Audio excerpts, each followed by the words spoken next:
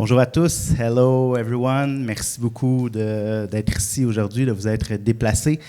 Mon nom est Francis Dupont avec les Alouettes de Montréal. Sans plus tarder, je vous présente notre directeur général Danny Maciocia et our head coach Jason Moss.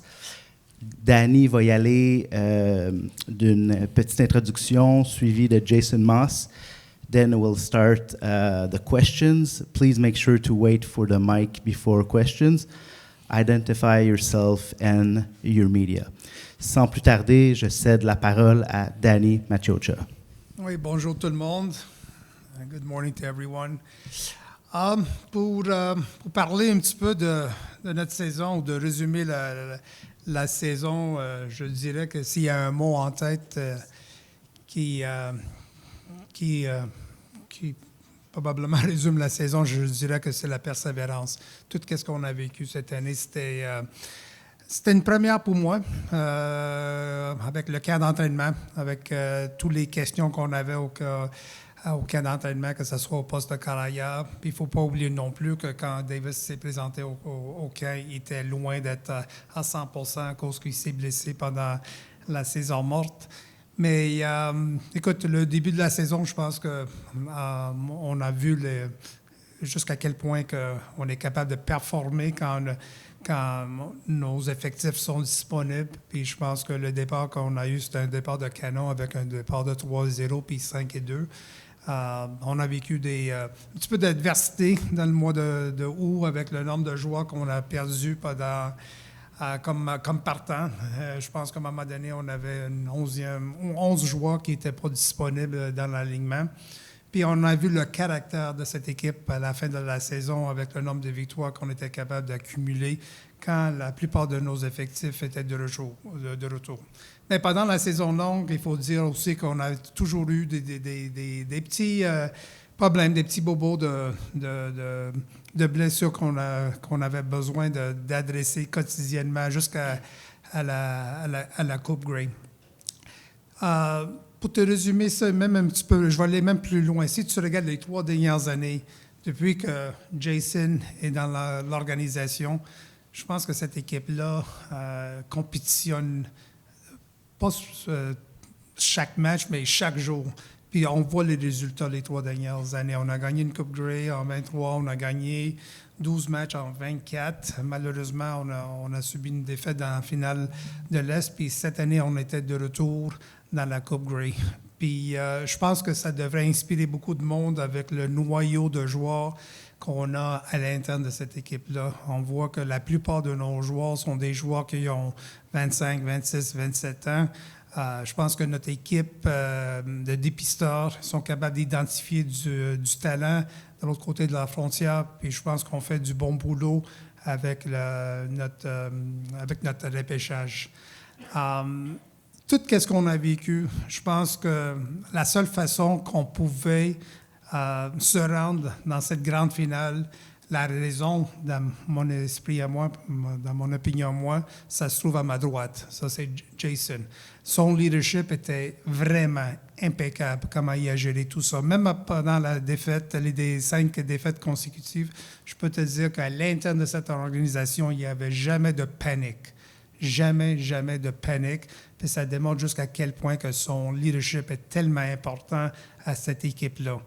Je pense que l'avenir est en bonne main, que ce soit avec Jason puis le noyau de joueurs qu'on a à l'interne. C'est sûr qu'il va y avoir des décisions à prendre dans les prochains mois concernant plusieurs de ces joueurs qui sont des joueurs autonomes, mais j'ai hâte à qu'est-ce qui s'en vient pour 2026. La seule chose que je souhaite, c'est qu'on peut avoir une équipe qui est un petit peu plus en santé. Just to resume, I think 2025 for us, I thought it was just a season where we had to deal with so many different obstacles. Obviously, on the injury front, we were decimated especially in the month of August, if I'm not mistaken. I think we had close to 11 starters that were out. I don't have to tell you what took place at the quarterback position. I think we had more quarterbacks in our locker room during the regular season than we had going into training camp. But throughout the whole thing, I think we persevered. I mean, we found a way to get through it, especially when there was a little bit of a rough patch there. And that speaks to the leadership of our head coach, Jason Maas. I mean, you came through the locker room, you would never have thought we were on a 5-game losing streak. I mean, everybody was positive. Everybody came to work, and every day they approached it as if the next game was the most important game of the season, and that paid dividends for us because we saw what it translated into in the last third of the regular season. Unfortunately, the playoff game or the Grey Cup game didn't turn out the way we wanted it to turn out. But I think when you take a look at the body of work over the last 3 years, ever since Jason joined the Montreal Alouettes, we've either won a Grey Cup, we either won more games than anybody else in the league in 24, and this year we're back in the Grey Cup game. So that should speak volumes of his body of work, our body of work, and where this organization is moving forward and the direction it's headed in. I think it's a young core. It's a core built on obviously our scouting department being able to identify talent south of the border, and obviously we've done I think a pretty good job with our draft picks, and we anticipate that'll be the same here moving forward in the upcoming year. Clearly, there's going to be some interesting decisions, difficult decisions that lay ahead for us as an organization.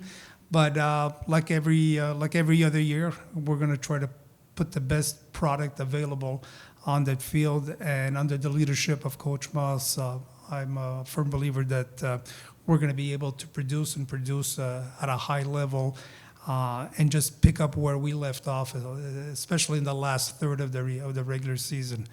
I just want to also thank our fans.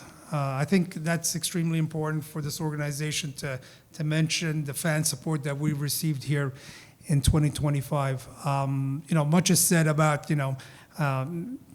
fans across the league, and when we go into some visiting venues, and the hostile environment that we face, especially when we're on the road. But there's no better fan base than the fans of Montreal. That venue, even though it holds 23,000, when we're at capacity, you feel like you're playing before 45,000 people. They're so passionate, they're so supportive, and we would. I think the whole organization, from top to bottom, would like to thank them for the support that we've gotten from them throughout the course of the year, and even the way they traveled. Being in Ottawa with us this year, being in Hamilton, being in Winnipeg. I mean, it just speaks volumes on how fortunate we are to have the fan base that we have in Montreal. So, I mean, obviously, there's a lot to look forward to. This is my season that I embark on here. Obviously, I'm going to be leaning on Coach Maas here in the next little while, but there are some personnel decisions that need to be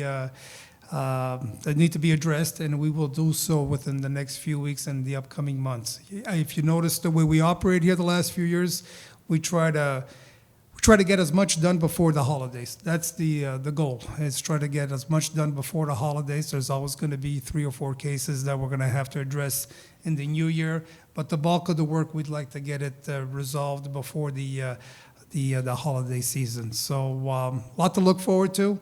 I think this is a team that's going to keep entertaining our fan base here, and it's definitely going to be a force to be reckoned with here in the next few years.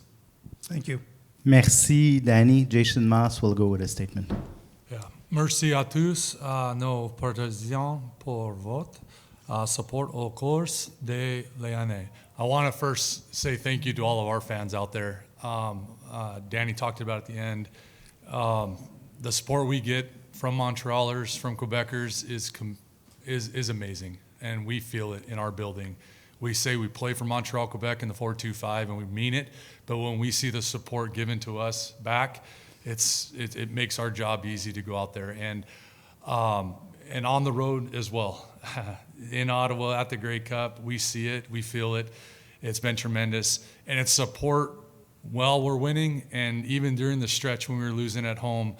I always felt the sense of pride that they showed, and made us getting through that 5-game losing streak much better by the way they supported us through that. So I can't thank our fans enough throughout, and St. Jerome as well. The way they welcomed us at training camp, and starting off the season the way we did was a direct result of that. As far as the season goes, I'm very appreciative of this organization and how we all handled this season, because there was some ups and some downs, and there was more ups than downs. But the downs in August kind of defined our season and made us who we were at the end of it. And that takes a strong leadership at the top of our organization all the way throughout to make that happen. I was amazed every day coming to work, as much as we love to work, love the guys. Whenever you get a rough patch in the season, there was never a doubt in anyone's mind the way we worked. Like Danny said, you can never tell we were winning 5 or losing 5. I know some of you in the media asked me about that in practice at times, if we should be out there looking different. And I always would tell you guys that that's what we pride ourselves in, is the guys will continue to stick together, continue to work, and continue to believe in the process and in what we are. And it's what saw us through that bad, rough patch and ultimately produced what was at the end, which was a phenomenal ride. Got us to the Grey Cup, fell short of the ultimate goal, but an amazing season with an amazing team. I've been a part of professional sports for a long time now, and this team personified everything you want in a team. Competition, connection, playing for each other, for one another, working hard every day, respectful, showing up on time, showing up every single day, and putting in the work and believing. And they believed till that ball was in the air until it fell on the ground with no time left that we were going to finish our goal too. And for that I'm very, very proud. And obviously love working with Danny and the staff, and look forward to this upcoming season. Schedule's kind of, I think, close to being done, so I've been working on that, and obviously going to be working on our players, and trying to send them off into an off season of work, and but thoroughly enjoy my time here in Montreal and the success that we've had, but looking forward to the future too, and knowing more success is here to come. Merci, Coach Moss. We'll start with the question. On va commencer avec Herb Zukovsky.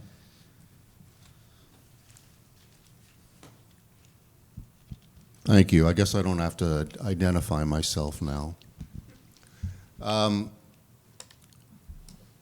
You almost won a Grey Cup with, in my opinion, a one-legged quarterback. Do you think, had the injury not occurred, that you would have won the game? I mean, I'll never make excuses for anything. I mean, Davis went out there and did the best he could. And I thought he played a very good game. So, I mean, my hats will always be off to Sask. I would never diminish their success by saying that. It's a team sport, it's a team game, and everybody was dealing with stuff throughout the year and throughout that game.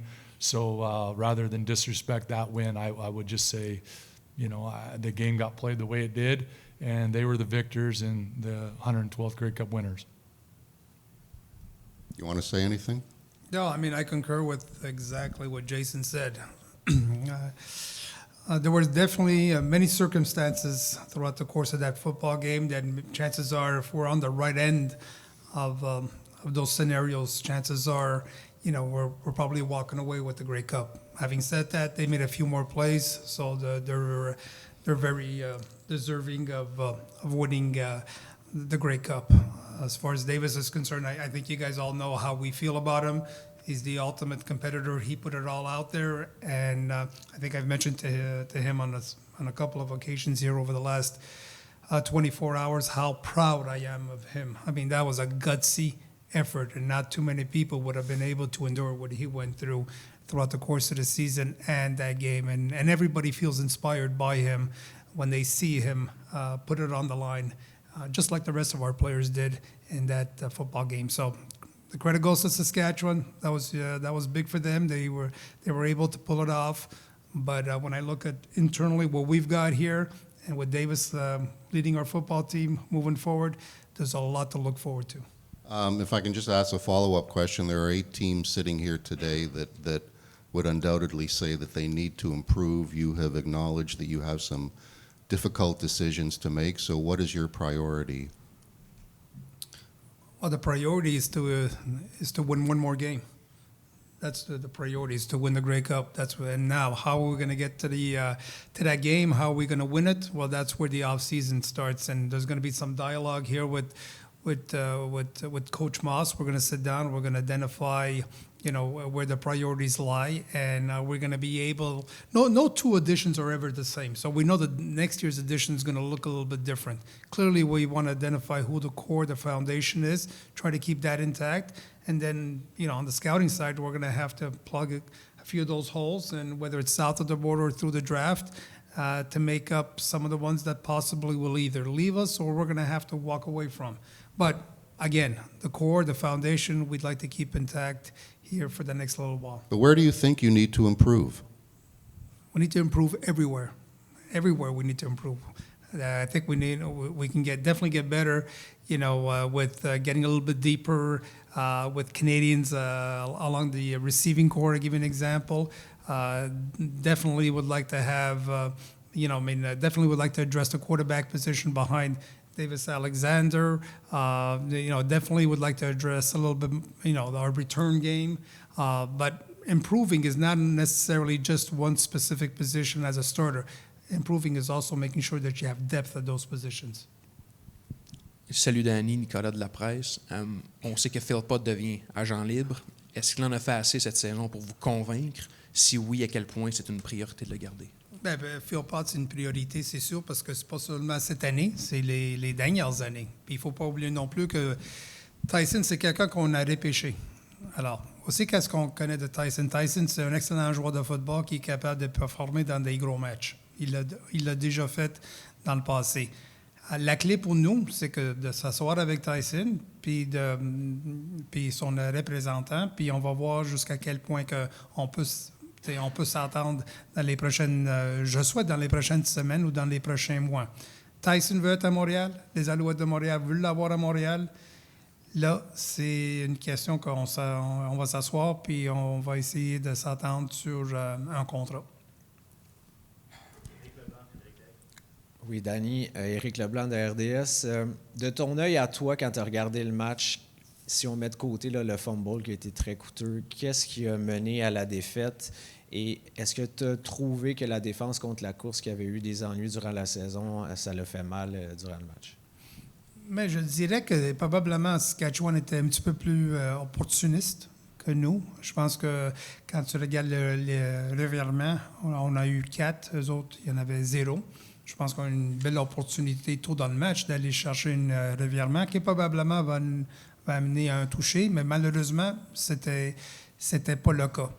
Concernant la course, quand tu regardes Ouellet, où il y avait 8 à 10 verges, où il y avait une moyenne de 1 ou 2 verges par portée. Si tu regardes sa moyenne en général, je dirais que Stevie Scott avait une meilleure moyenne que Ouellet à la fin du match. Alors, je pense que défensivement, on a fait ce qu'on avait besoin de faire. Il faut être conscient que des fois, quand tu ajoutes des joueurs dans la boîte pour arrêter la course, mais tu t'exposes un petit peu concernant le jeu aérien. Il ne faut pas oublier c'est qui le Caraya de l'autre côté aussi. Je pense qu'il a complété 85% de ses passes. C'était un record dans la Coupe Grey. Alors, c'est un jeu d'échecs.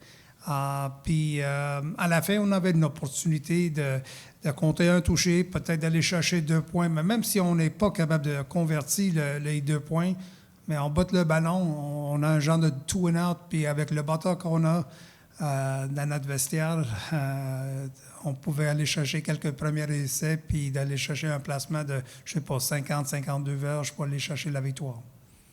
Et évidemment, une question sur Davis Alexander.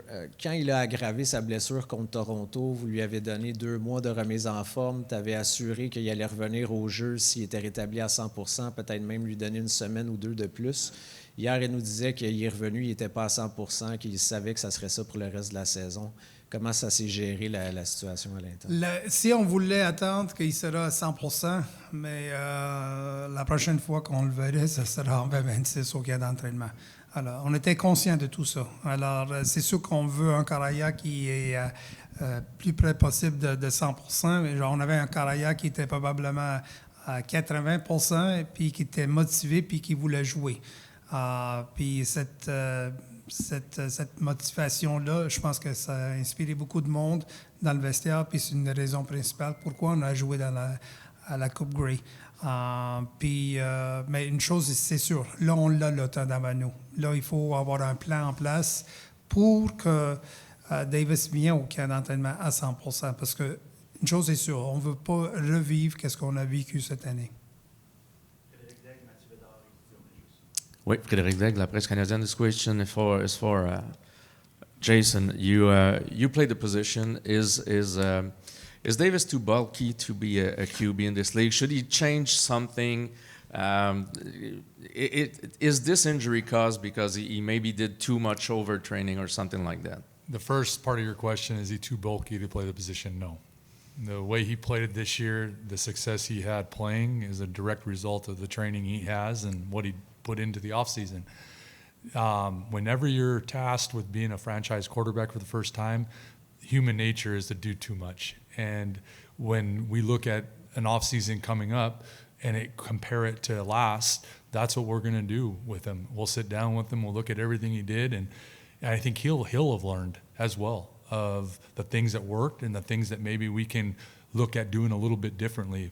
But this is, in my opinion, a direct result of do overtraining. I mean, that's what a lot of young guys will do. They'll do more than they ever thought they could do just to be ready. And they feel like the more they do, the more ready they're going to be. And it's sometimes rest is best, and you got to be able to put those things in there too. And then also a little bit of it is luck. I mean, you're working that hard, and all of a sudden you get a little tweak. You think it's nothing, and you compound it. Camp's getting close, and you want to keep being ready, and it all happens that way. And so for Davis, that's just what it, in my opinion, what it was, is it's a lot of working a little too much because the expectations are high, and his expectations are high, and he wanted to be there for his team and Montreal and the organization that had given him an opportunity, and there's nothing wrong with that. Now it's just time to learn from it and get better. And I know he's going to do everything in his power to be back at 100% this training camp.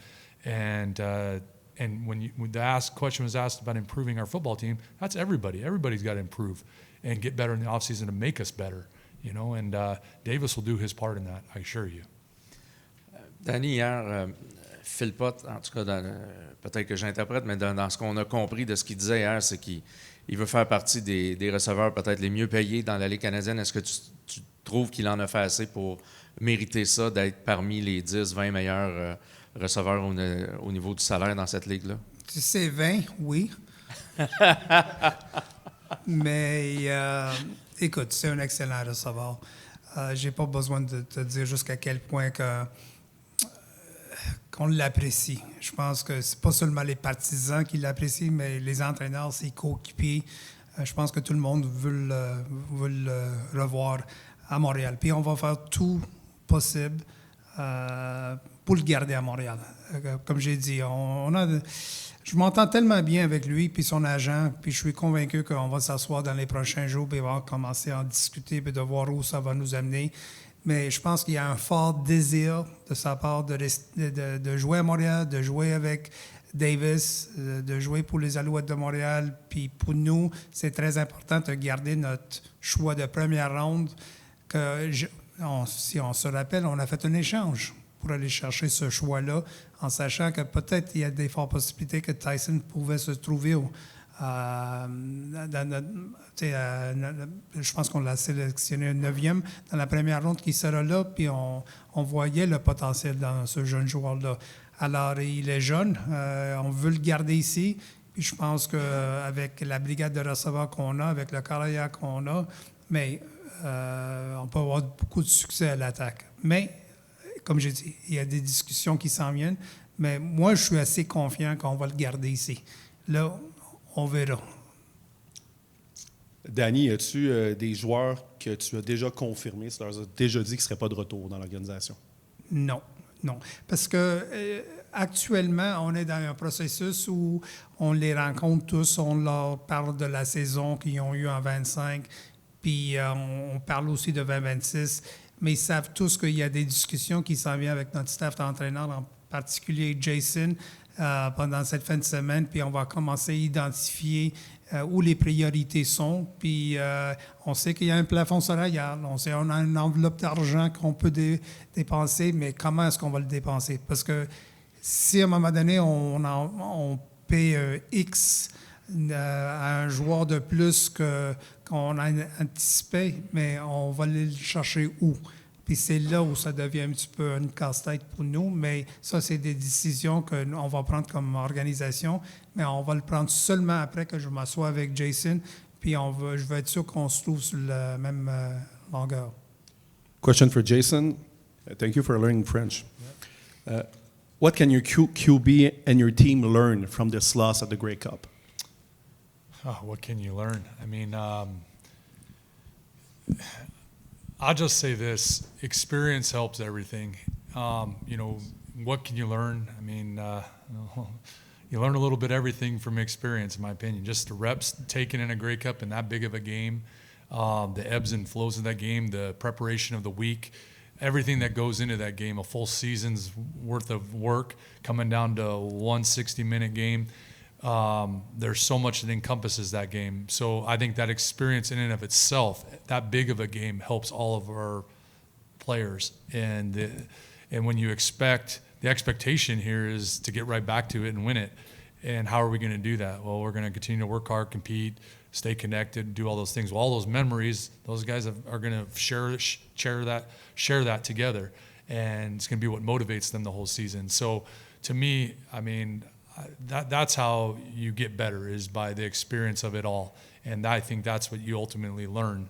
It's the easy thing to say for everybody is, we talk about turnovers that can affect ball games. Well, it's another game, another final game where we're going home with a loss when we didn't win the turnover margin, and our whole group knows how important that is.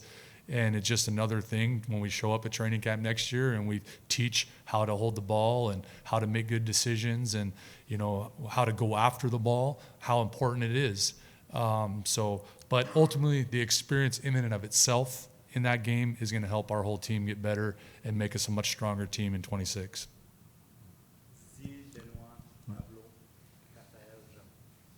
Didier Orméjus à RDS. Danny, l'année dernière, il y a un an, tu nous disais qu'une de tes priorités, c'était d'améliorer la position de carrière numéro 2. Vous avez essayé de le faire. Malheureusement, Bethel Thompson n'a pas été productif comme vous l'auriez souhaité. À quel point, justement, de trouver un bon carrière numéro 2 est une priorité pour toi, pour ne pas revivre, naturellement, vous ne voulez pas revivre une autre blessure à Davis, mais dans l'éventualité que ça arrive, pour que l'attaque et l'équipe demeurent productives, même avec le carrière numéro 2. Mais c'est très important, puis il ne faut pas oublier non plus que Bethel aussi avait subi une blessure tôt dans le camp, comme tu es déjà au courant, puis c'est ça la raison qu'à un moment donné, on s'est rendu à notre quatrième carrière. Voici ce que j'ai appris dans la Ligue canadienne. Quand je regarde, même 20-25, je pense que le seul carrière qui a joué 18 matchs, c'est Levi Mitchell, si je ne me trompe pas. Alors, tu as toujours besoin d'avoir un deuxième. Les deuxièmes ne sont pas tout à fait faciles de trouver. Right? Alors, c'est sûr que tu veux identifier c'est qui ton deuxième, c'est qui ton troisième, en sachant, puis Wally Bono m'en parle assez souvent. Ton deuxième doit être capable d'aller chercher 2-3 victoires pendant la saison, jusqu'à temps que ton carrière partant, ton numéro 1 est de retour. Alors, c'est sûr que ça devient une priorité pour nous. Comme je dis, je vais m'asseoir avec Jason, on va en parler en détail. On peut le regarder de différentes façons. On peut aller chercher un vétéran ou peut-être on peut identifier des joueurs qui se trouvent sur notre liste de négociation. Puis je pense qu'il y a des noms intéressants. Est-ce qu'on va être capable de les convaincre de venir à Montréal? On verra dans les prochains mois. Mais il y a deux façons de l'adresser. Puis peut-être on va prendre les deux, puis on va les amener au camp. Puis on va voir où ça va nous amener. Mais il faut qu'on ait un numéro 2 puis un numéro 3. My second question is for Jason. Jason, a year ago, you guys made the decision to move forward with Davis, and clearly, you're confident that he was able to do the job. Is there something you've learned about him this season, especially with all the adversity that he went through? Even during the Grey Cup, Tyrus Sneed was telling us that he wanted, once he pulled his hamstring again, he wanted to go down, but he fought through it. As you know, some players could have easily tapped out, but he chose not to. What do you learn about him? I mean, you learn, I guess, tough through this year. It was toughness. I mean, we pride ourselves in this organization. It's one of the three letters we talk about: ability, toughness, and effort. And the ability to do that, Alouette-wise, for us means something. And so anytime you see anybody in your team fighting through injuries and rehabbing and getting back and laying it all on the line for your team, you learn a little bit about the person. And obviously, he's as competitive a person as I've ever been around. I've never been shy about saying that.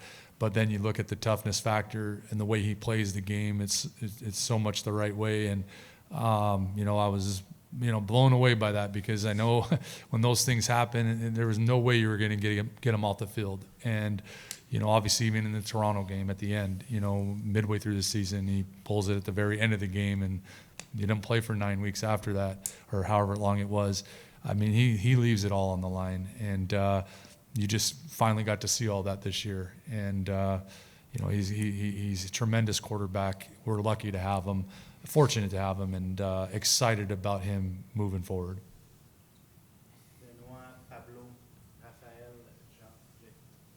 Question complémentaire à celle de Didier à propos des carrières numéro 2 et 3. Est-ce qu'il y a un profil, Danny, que tu recherches spécifiquement? Puis une sous-question à ça, est-ce que, comme DG, tu voudrais mettre un peu plus de sous au total de la masse salariale qui va au corps arrière, quoique cette année, Bethel Thompson avait quand même un salaire considérable, mais c'est quoi le profil recherché? Mais le profil, je répète, c'est un carrière que si jamais ils doivent embarquer sur le terrain, il peut nous amener à une victoire. Pas de, typiquement, on dit souvent qu'il peut terminer un match. Tu peux terminer un match pour nous au poste de carrière. Est-ce que tu vas nous amener à une victoire? Je pense pas. Alors, on a besoin d'un carrière qui est capable de prendre le terrain, qui peut nous amener à des victoires. Alors ça, c'est très important. Là, le chemin de choisir un vétéran, oui, on peut aller chercher un vétéran, ou peut-être, si on a assez de confiance dans des jeunes qu'on va identifier pendant la saison morte, qu'on est capable de mettre sous contrat, puis de les amener au camp, peut-être on peut trouver une deuxième au camp d'entraînement avec la liste de négociation. Ou ça devient une casse-tête, c'est que si jamais tu payes un numéro 2 180, un 200 000, mais tu vas aller le chercher où? Tu vas le chercher en disant que, écoute, peut-être Philpott ne sera pas de retour, le stage ne sera pas de retour, de quoi sera pas de retour? C'est là où ça devient intéressant. Alors, c'est la raison pourquoi je vous dis qu'il y a une discussion qui s'en vient dans les prochains jours. Puis il faut mettre un plan en place en sachant que peut-être il faut le modifier à un moment donné pendant les prochaines semaines, en sachant que, OK, voici où nos priorités sont, puis combien est-ce que ces joueurs-là vont nous coûter, qu'est-ce qu'il nous reste, puis comment on adresse les autres priorités. Alors, c'est une casse-tête, mais c'est la raison pourquoi nous sommes ici. Puis on va aller chercher ces solutions, ces décisions, on va les prendre dans les prochaines semaines. Un avantage, Danny, c'est que comme troisième carrière, je ne te coûterai pas cher. Mais ça, c'est bon à savoir. Ma deuxième question, c'est en sachant la blessure qu'avait Davis Alexander, est-ce qu'il y a un moment spécifique dans la saison ou peut-être plus près des séries éliminatoires où vous êtes assis et on dit « OK, on vit ou on meurt avec Davis Alexander » ou ça a été un processus puis il n'y a pas eu un moment spécifique où vous avez pris cette décision-là? Bien, je veux dire, nous, on a toujours travaillé avec Davis, puis on a travaillé avec notre équipe médicale de prendre la meilleure décision pour Davis Alexander, puis pour les Alouettes de Montréal. Quand il y a eu le feu vert, puis Davis, c'est sûr que Davis voulait jouer même plus tôt. Alors, mais quand il y a eu le feu vert de notre équipe médicale, mais là, on a pris la décision qu'on embarquerait avec Davis, en sachant qu'il ne serait pas 100%. Mais on était prêt de mettre... On était all-in avec Jason, pas avec Jason, mais avec Davis. Puis il a produit jusqu'à la fin, jusqu'au dernier match. Comme j'ai dit, il ne manquait pas grand-chose. Alors, je pense que la décision qu'on a prise, on l'a bien gérée avec Davis, puis avec notre équipe médicale. Puis on était très satisfaits, rendus là où on était rendus. Hi, Jason. Yeah, right here. I wanted to ask about Byron Archambault. Do you think he has a future in the CFL as a head coach? Absolutely.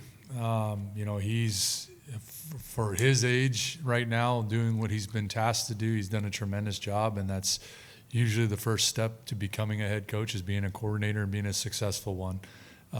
He commands the room. He's a leader. He's smart as hell. He loves football. He has great relationships with our staff and our players and our organization. He's multifaceted. He does scouting in the off season. He's super intelligent. He's very.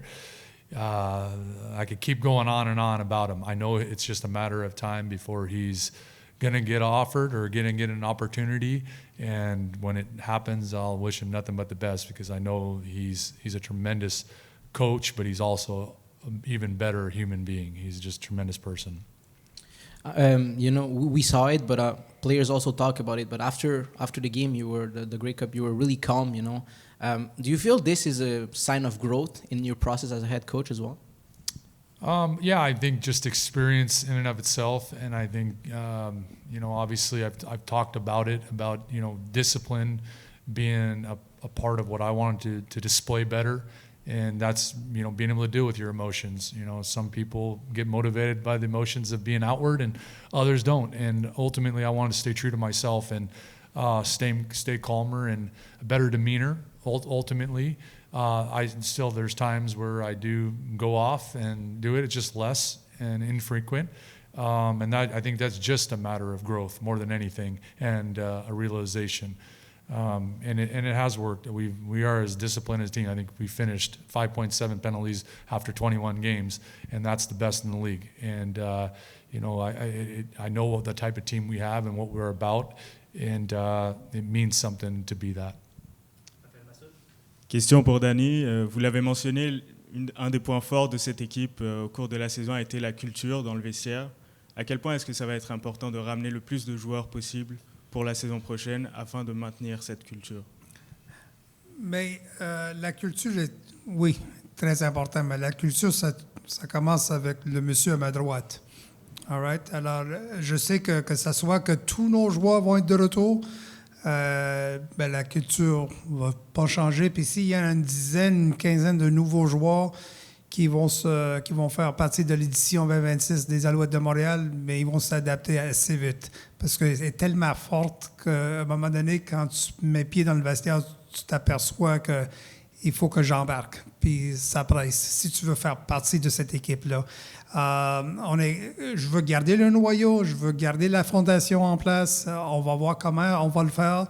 Est-ce qu'il va y avoir de nouveaux joueurs qui vont faire partie de cette organisation en 2026? C'est sûr et certain. Comme on l'a vécu cette année, comme on l'a vécu en 24, puis comme on l'a vécu en 23, il va y avoir des visages un petit peu différents. Mais j'aimerais fortement garder ce noyau qu'on a tellement fort travaillé là, dans les prochaines années, de les amener à Montréal. Puis je souhaite qu'ils feront partie de l'édition 2026 des Alouettes de Montréal. Je comprends, mais est-ce que c'est votre souhait de ramener le plus de gars possible pour la saison prochaine? Vous avez quand même 26 contrats à remplir. Je vais essayer de je ne sais pas comment tu veux que je le réponde. Il y a un plafond salarial. On va essayer de m'amener le plus possible joueurs de retour à Montréal. Mais je peux vous regarder dans les yeux pour vous dire, est-ce que tout le monde... On a quoi, 26? Les 26 ne seront pas de retour. Jean Saint-Onge, Dayton Bull, puis on va terminer avec Mathieu Bedard. Jean Saint-Onge, Cogeco, semi-retraité. Le fameux casse-tête du plafond salarial. Tyrell Richards, joueur autonome. spécialiste des unités spéciales, police d'assurance, arrive à 27 ans. Ancien premier choix. Est-ce qu'il est prêt à devenir un joueur partant? Si oui, à quelle position? Et peut-il aller chercher un contrat de joueur partant en gardant le même genre de rôle qu'il a présentement, ou il va devoir aller ailleurs pour avoir ce genre de contrat? Mais de jouer un rôle sur le côté défensif, puis j'ai pas besoin de te dire, Jean, combien de jeux défensifs qu'on a pendant un match, puis de jouer sur les 4 unités de special teams, c'est presque physiquement impossible de faire. À un moment donné, il va se blesser. Alors, est-ce qu'il peut avoir une présence sur le côté défensif? Moi, je crois que oui. Est-ce qu'il peut contribuer sur les unités spéciales, sur 1 ou 2 unités? Je pense que oui. Est-ce qu'il y a un désir des Alouettes de Montréal de le ramener, de le garder à Montréal? Je dirais que oui. Puis mes discussions avec Tyrell hier, c'est qu'il aimerait retourner à Montréal. Alors ça fait toute partie du fameux casse-tête qu'on a devant nous, puis qu'on va s'asseoir, puis on va discuter avec le staff d'entraîneur, en particulier Jason Moss. Et est-ce que c'est un contrat de partant qui peut le ramener à Montréal, même s'il joue son poste de partant, c'est un multi... Mais c'est quoi un contrat de partant? Je sais pas, c'est combien? Ben, pose-moi pas la question, parce que ça se peut que c'est pas le même chiffre que Tyrell a en tête ou son agent. Alors, c'est là où il faut qu'on s'entende. For both of you, about Davis Alexander again, what's the off-season plan for him? I learned you guys have a hamstring specialist on the team. How closely will we be monitoring him? Is there a plan for him to follow to make sure he starts camp next year at 100%? Well, do we have a hamstring specialist? I mean, I would say that Mark's pretty damn good at what he did to keep him where he was all the last half of the year. So I know they'll stay in contact. I know Davis is going to uncover every stone to be as ready as possible next year and 100%. I know as an organization, we're going to try to look after everything for him and help aid him with that. I mean, we're here to support him, and I know he's going to be going between here and Arizona and where he does a lot of his training, but we're always going to monitor him and keep up with them. And I think we owe him that. I mean, I think we all want what's best for him, and I know he wants that as well. And so I think the more people that can look after that and make sure that the program is set and everything is on the right path, then that's what we'll do. And and you could still do all those things and still have an injury. It just sometimes those things pop up. But I think if we do it the right way, it should limit any type of exposure to that we can. And my belief is he'll come back stronger than ever and healthy for training camp. Thank you. Last question, Mathieu Villard. Danny, tu parlais de l'importance d'avoir plus de victoires en 2026. Tu crois-tu que le résultat de la Coupe Grey aurait été différent si vous aviez eu le fameux bye week avant, la finale de l'Est à domicile, pas de voyagement? Je ne sais pas, parce que l'année passée, on a eu le bye week, mais on ne s'est pas rendu à la Coupe Grey. Alors, c'est difficile de répondre à cette question-là, mais je peux te dire que le bye week est vraiment difficile d'évaluer. Est-ce que c'est une bonne chose ou peut-être c'est pas une bonne chose? Je pense que comme ancien coach, puis je ne peux pas parler pour Jay, quand tu te trouves sur une séquence de victoires puis tu joues ton meilleur football, tu ne veux pas de bye week. En particulier, quand tu es en train de terminer la saison puis il y a les 6 éliminatoires qui t'attendent. C'est sûr que quand tu joues du football correct, puis là, tu as des blessures, tu as out au bye week. Parce que tu dis, hey, on peut récupérer, puis là, on peut mettre nos meilleurs effectifs sur le terrain pour la finale de l'Est. Mais la façon qu'on jouait, honnêtement, je pense que ça nous a fait du bien de continuer de jouer. Je pense pas que ça a changé grand-chose, mais je dirais que chaque année, le but ultime, c'est de se terminer premier dans notre division, de jouer un match de moins, puis de jouer la finale chez nous devant nos partisans, les meilleurs partisans dans la Ligue canadienne. Alors, c'est ça le but ultime. Mais c'est toujours difficile d'évaluer cette semaine-là, dépendamment de la façon que tu joues dans la deuxième moitié de la saison.